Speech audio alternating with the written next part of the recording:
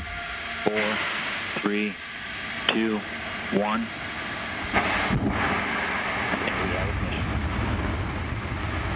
And we have liftoff of Antares with the orbit 3 missions that brings Cygnus on its third CRS mission to the ISS.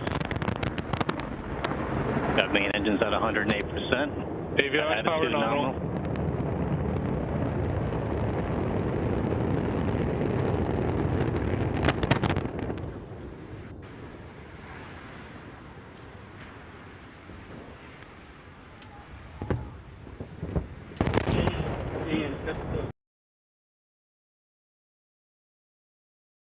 The possibility that trouble may develop with the Atlas or the Redstone during the countdown or during the takeoff is looked squarely in the eye by the astronauts and the engineers behind Project Mercury.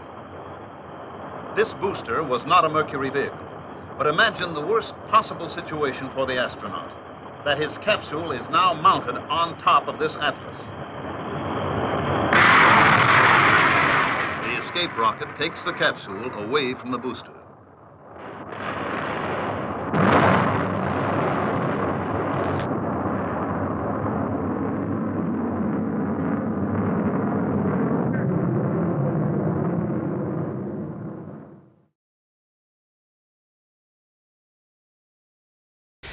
Neuf, 8, 7, 6, 5, 4, 3, 2, unité, feu.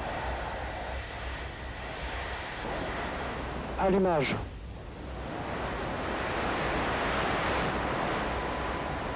Décollage.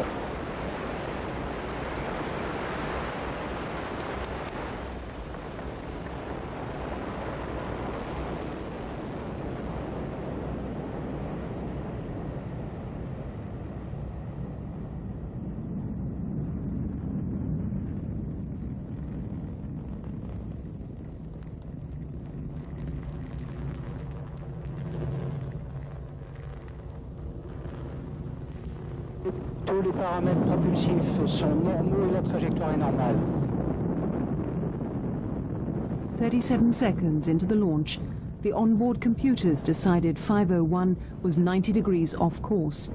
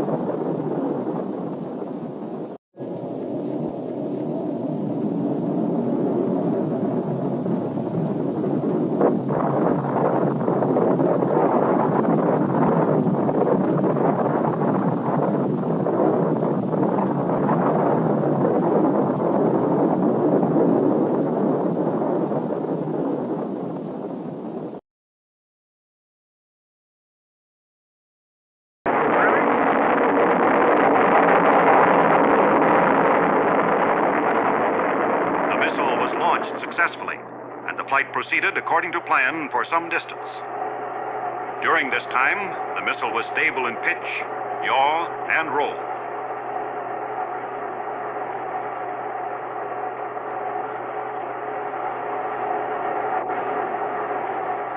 Then a failure occurred involving one engine. And shortly thereafter, another engine also lost power. It was therefore necessary for the range safety officer to destroy the missile by remote control.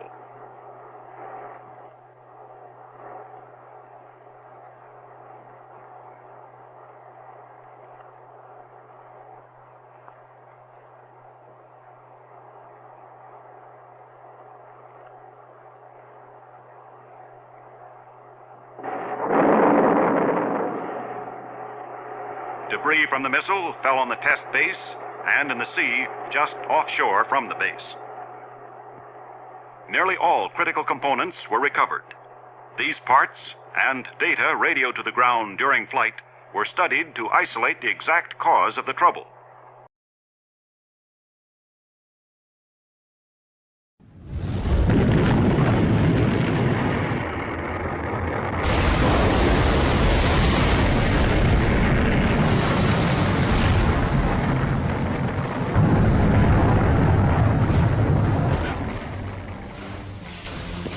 1 in 5 Titan rockets fail. Tough odds if you're a rocket man.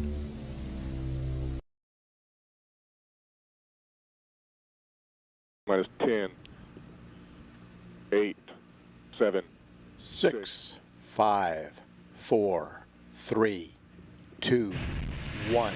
Ignition sequence start and liftoff of the SpaceX Falcon 9 rocket, adding to the International Space Station access for future American rockets. And Falcon has cleared the tower.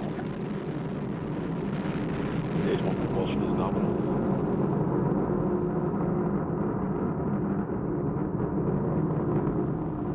Vehicles programming downrange.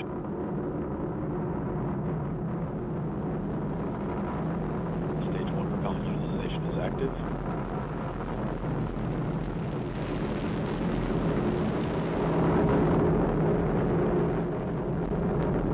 Power and telemetry nominal.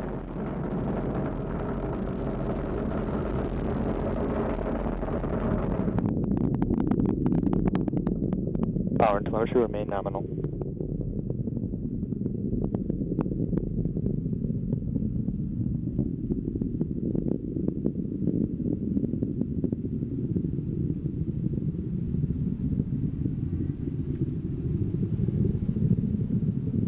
Impact chill has begun. T plus 2 minutes. Altitude 32 kilometers. Speed 1 kilometer per second. Downrange distance 13 kilometers.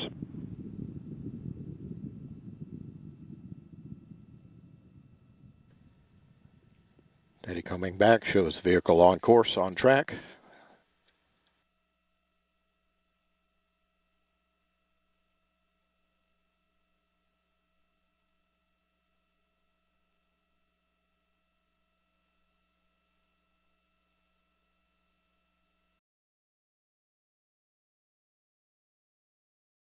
After nearly a year's delay posed by its liquid hydrogen fuel, the mighty Centaur is on its pad at Cape Canaveral for a maiden flight.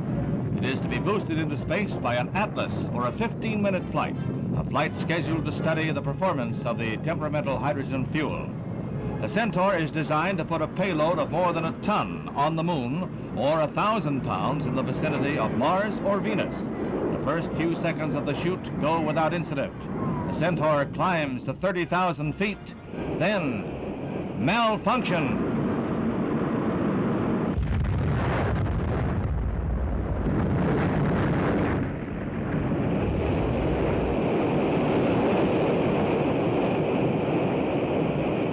The immediate cause of the explosion is not known, but if it happened in the Atlas booster, it means a probable delay for the next U.S. orbital flight by astronaut Malcolm Carpenter. Long-lens cameras capture pieces of the wrecked missile falling into the sea, falling like a wounded bird. However, in the race for space, scientists find progress in every failure.